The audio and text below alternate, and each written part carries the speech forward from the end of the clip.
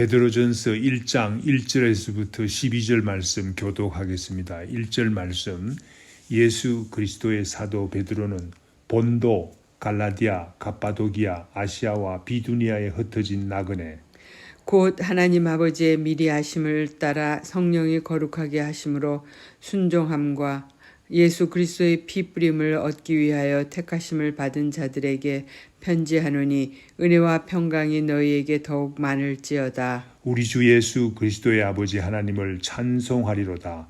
그의 많으신 긍휼대로 예수 그리스도를 죽은 자 가운데서 부활하게 하심으로 말미암아 우리를 거듭나게 하사 사한 소망이 있게 하시며 썩지 않고 더럽지 않고 쇠하지 아니하는 유업을 있게 하시나니 곧 너희를 위하여 하늘에 간직하신 것이라. 너희는 말세에 나타내기로 예비하신 구원을 얻기 위하여 믿음으로 말미암아 하나님의 능력으로 보호하심을 받았느니라. 그러므로 너희가 이제 여러 가지 시험으로 말미암아 잠깐 근심하게 되지 않을 수 없으나 오히려 크게 기뻐하는도다. 너희 믿음의 확실함은 불로 연단하여도 없어질 금보다 더 귀하여 예수 그리스도께서 나타나실 때에 칭찬과 영광과 존귀를 얻게 할 것이니라. 예수를 너희가 보지 못하였으나 사랑하는도다. 이제도 보지 못하나 믿고 말할 수 없는 영광스러운 즐거움으로 기뻐하니 믿음의 결국 곧 영혼의 구원을 받음이라.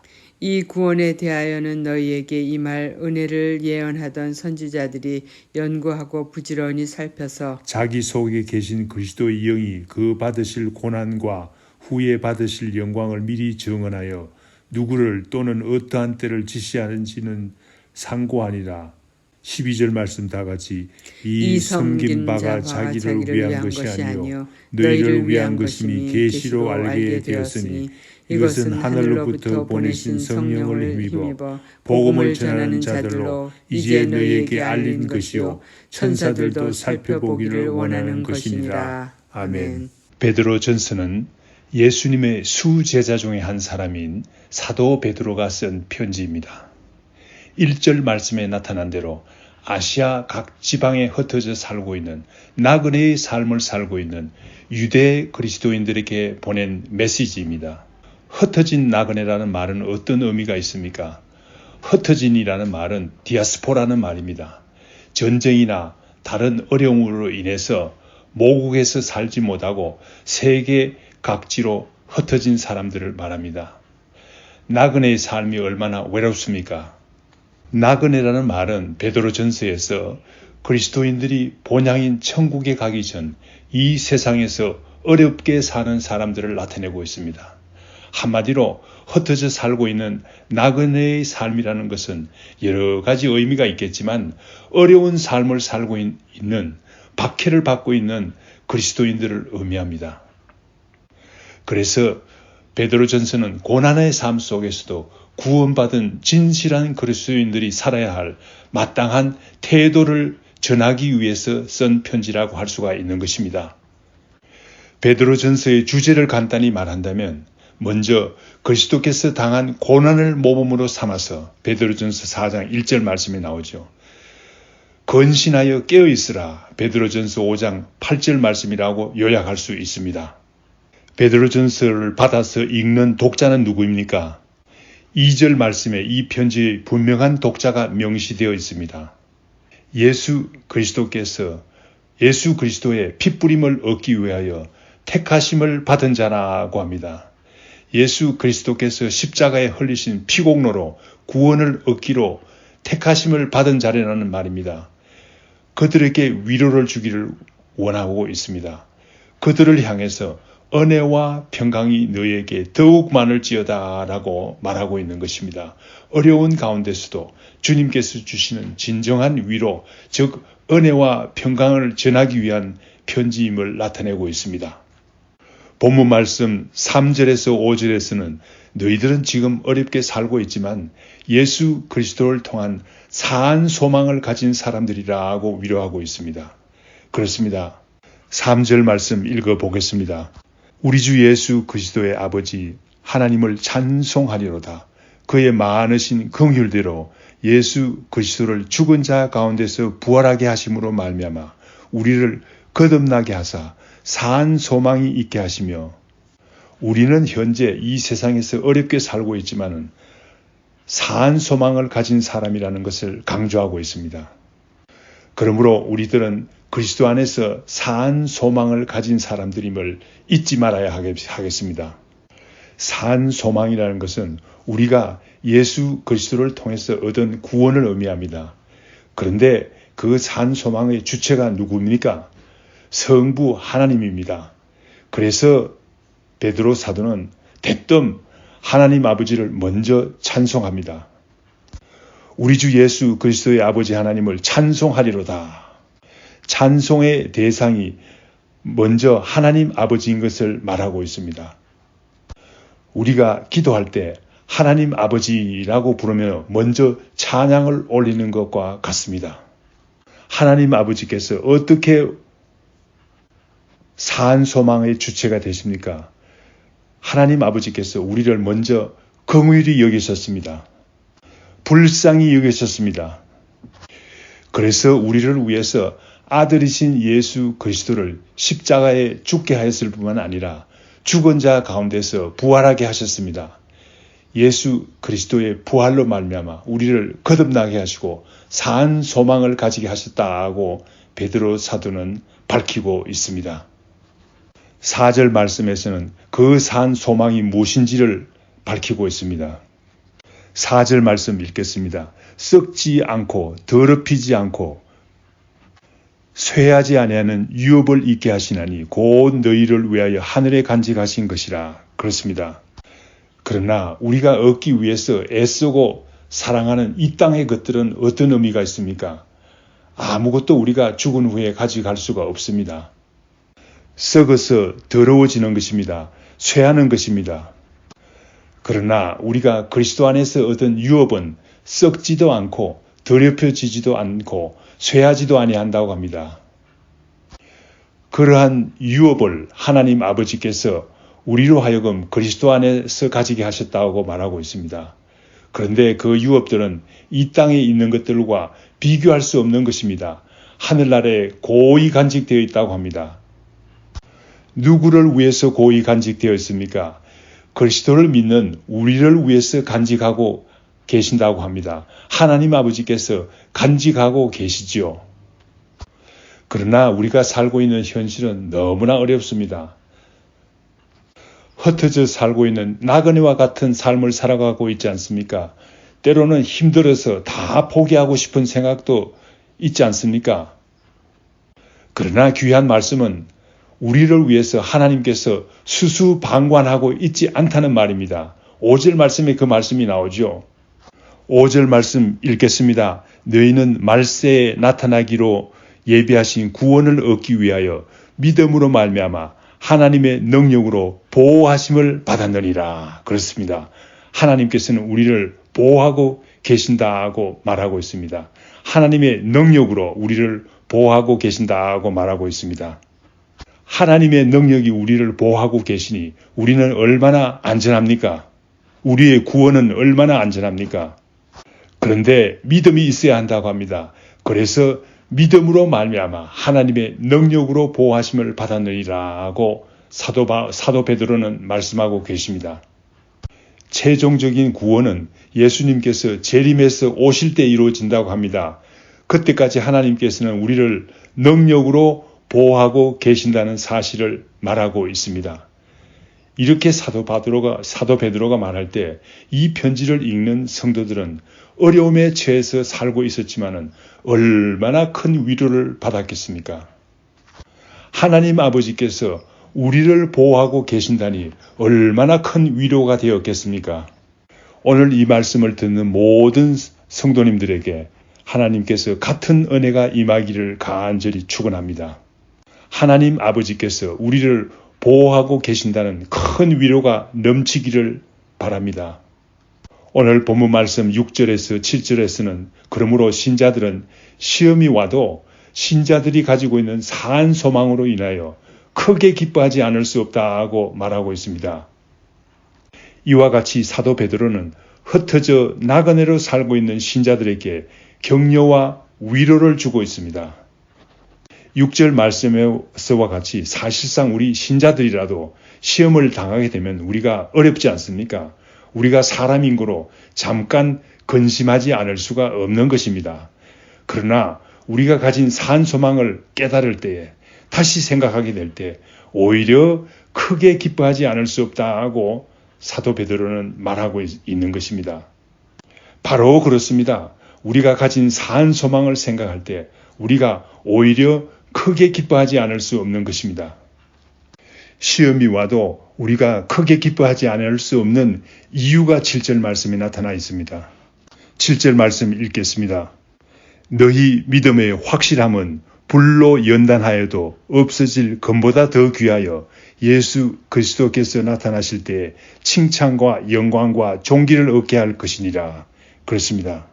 먼저 시험은 우리의 믿음을 연단시키기 때문입니다. 시험 가운데서 우리의 믿음은 더욱 확실하게 되기 때문입니다.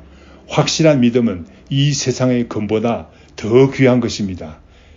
이 세상의 금은 세상 마지막 때에 예수님께서 재림하실 때 이 세상의 금은 없어집니다. 그러나 우리의 믿음은 더욱 확실해진 우리의 믿음은 예수님의 칭찬과 영광과 존귀를 얻게 하기 때문입니다. 그래서 야고보 선생도 야고보서 1장 2절 말씀에서 내 형제들아 너희가 여러 가지 시험을 당하거든 온전히 기쁘게 여기라고 했습니다. 사도 바울도 같은 말씀하셨습니다. 로마서 5장 3절에서 4절 말씀 우리가 환난 중에 즐거워하나니 환난은 인내를 인내는 연단을 연단은 소망을 이루는 줄 알미로다. 여기에서 말하는 소망은 산 소망을 말합니다. 이와 같이 우리의 믿음이 확실하게 될 때 어떤 일이 일어납니까? 8절 말씀, 우리가 예수를 보지 못하였으나 사랑하고 보지 못하나 믿음으로 말할 수 있다고 합니다. 증거할 수 있다는 말입니다.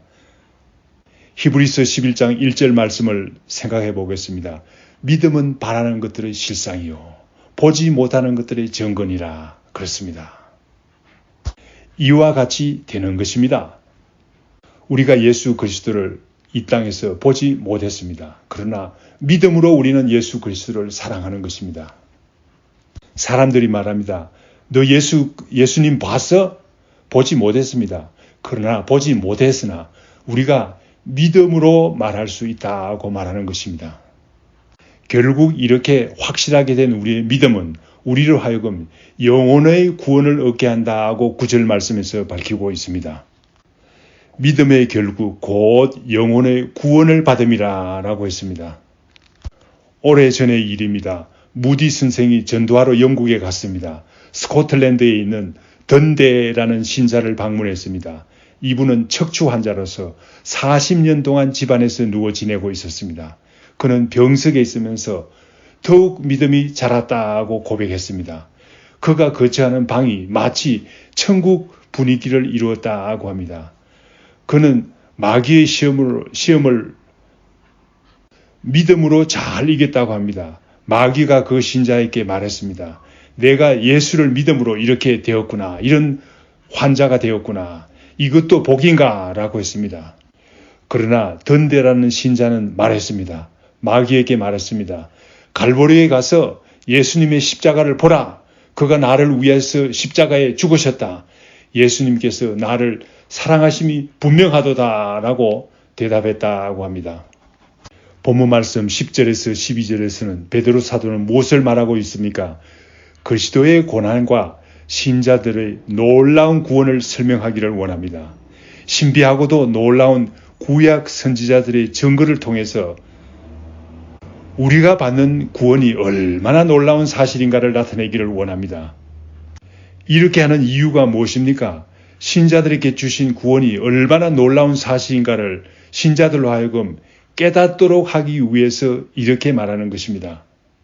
먼저 10절에서 11절에서는 구약시대 때 선지자들은 신약시대에 임할 은혜에 대하여 연구하고 부지런히 살폈다고 증거하고 있습니다.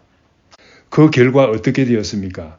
그리스도께서 받으실 고난과 부활의 영광에 대해서 증언하게 됩니다.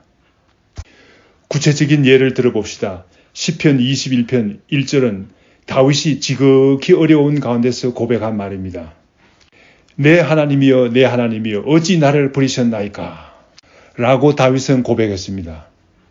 그런데 놀라운 사실은 이 말씀은 예수님께서 마태복음 27장 46절에서 십자가 상에서 하신 말씀과 동일합니다. 이 외에도 시편 22편은 예수 그리스도의 십자가의 고난과 부활에 관한 내용으로 가득 차 있습니다. 다윗은 자기의 고난을 통해서 예수 그리스도의 십자가의 고난과 부활에 관한 내용을 미리 증거한 것입니다. 이사야 53장에도 예수 그리스도의 고난에 관한 말씀으로 가득 차 있음을 쉽게 알 수 있습니다. 이사야 53장 4절에서 5절 말씀 읽겠습니다. 그는 실로 우리의 질고를 지고 우리의 슬픔을 당하였거늘 우리는 생각하기를 그는 징벌을 받아 하나님께 맞으며 고난을 당한다 하였노라. 그가 찔림은 우리의 허물 때문이요 그가 상함은 우리의 죄악 때문이라. 그가 징계를 받음으로 우리는 평화를 누리고 그가 채찍에 맞음으로 우리는 나음을 받았도다. 예수님을 십자가에 못 박은 악한 사람들은 어떻게 말했습니까? 그는 징벌을 받아 하나님께 맞으며 고난을 당한다 하고 말했습니다. 그러나 이사야 선지자는 어떻게 말하고 있습니까? 그가 찔림은 우리의 허물 때문이요 그가 상함은 우리의 죄악 때문이라. 그가 징계를 받음으로 우리는 평화를 누리고 그가 채찍에 맞음으로 우리는 나음을 받았도다 라고 고백하고 있습니다. 예수 그리스도의 고난 당하실 것을 미리 예언하고 있는 것입니다. 구약 시대 때 선지자들은 이 말씀이 자기를 위한 말씀이 아니라 신약 시대의 신자들을 위한 말씀이라는 사실을 알았습니다. 어떻게 알았습니까? 계시를 통해서 알았다 하고 12절 말씀에서 증거하고 있습니다. 12절 상반절 읽겠습니다. 이 섬긴 바가 자기를 위한 것이 아니요 너희를 위한 것임이 계시로 알게 되었으니 그렇습니다. 구약의 선지자들은 예수 그리스도께서 우리 죄를 위해서 십자가의 고난을 받으실 것을 미리 아셨습니다. 그래서 이사야 53장 4절에서 5절 말씀에서 증거하고 있는 것입니다. 이 사실이 얼마나 놀랍습니까? 그래서 천사들까지도 이 말씀이 어찌 돼서 그렇게 되었나 살펴보기 원하는 말씀이라고 증거하고 있는 것입니다. 얼마나 귀한 말씀이면 천사들까지도 알기를 원하겠습니까? 이와 같이 우리가 얻은 구원은 예수 그리스도의 고난과 부활을 통해서 얻어진 구원은 너무나 놀라운 구원입니다. 우리가 어려운 시험 가운데서도 오히려 크게 기뻐하는 귀한 구원이라는 사실을 알 수가 있습니다. 이 놀라운 구원의 진리가 오늘 말씀을 듣는 모든 사람들의 마음속에 가득 차기를 간절히 축원합니다. 다 같이 기도하겠습니다. 주님, 우리의 삶이 때로는 어렵습니다. 시험이 너무 어렵습니다. 그러나 베드로 사도는 말합니다. 잠시 우리가 시험으로 인해 근심할 수 있으나 곧 깨닫게 된다고 말하고 있습니다. 그리스도께서 고난당하심으로 우리에게 허락하신 사한 소망이 너무나 귀하기 때문에 우리는 크게 기뻐하지 않을 수 없다고 말하고 있습니다. 시험은 우리를 연단하여 금보다 더 귀한 구원을 이루기 때문입니다. 오늘 말씀을 통해서 귀한 진리를 깨닫게 하여 주신 성령님께 감사합니다. 우리 주 예수 그리스도께서 당한 고난을 생각하면서 우리도 고난을 이기게 도와주시옵기를 간절히 빌고 원하옵나이다. 예수님 이름으로 기도드립니다. 아멘. 하늘에 계신 우리 아버지여, 이름이 거룩히 여김을 받으시오며 나라에 임하옵시며 뜻이 하늘에서 이룬 것 같이 땅에서도 이루어지이다. 오늘날 우리에게 일용할 양식을 주옵시고 우리가 우리에게 죄 지은 자를 사하여 준 것 같이 우리 죄를 사하여 주옵시고 우리를 시험에 들게 하지 마옵시고 다만 악에서 구하옵소서. 대개 나라와 권세와 영광이 아버지께 영원히 싸움나이다. 아멘.